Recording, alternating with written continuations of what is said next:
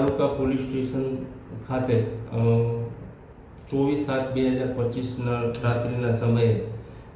જાહિદભાઈ રહીમભાઈ ખોખર સંધિ કુવા 38 રેસ કોઠારિયા સોલવન રાજકોટ વાળાઓએ ગોંડલ તાલુકા police station આવી એફઆઈઆર રજીસ્ટર કરાવેલ છે કે તે ગોંડલ તાલુકા પોલીસ સ્ટેશનના રીબડા ખાતે જગદીશસિંહ ચંદુભા ગોહિલ મેનેજર છે, તે પંપે ફરજ બજાવતા હોય અને 24/7/2025ના લગભગ રાત્રિના 1 વાગ્યાની આસપાસ પોતે ઓફિસમાં સૂતા હોય એ દરમિયાન ફાયરિંગનો અવાજ સાંભળવા મળેલ. તાત્કાલિક તેઓએ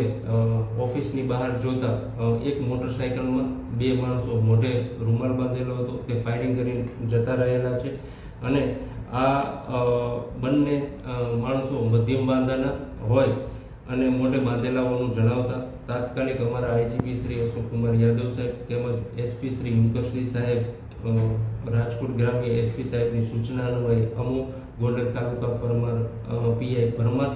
તથા એસઓજી પીઆઈ પારગી તથા તેની જુદી જુદી ટીમો બનાવ સ્થળની તાત્કાલિક વિઝિટ લેવામાં આવી છે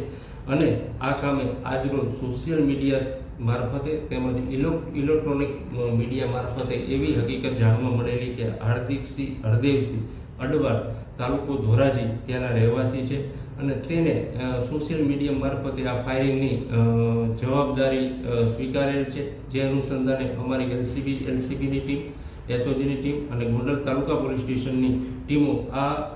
હાર્દિકસિંહને શોધવા માટે તાત્કાલિક જુદી જુદી જગ્યાએ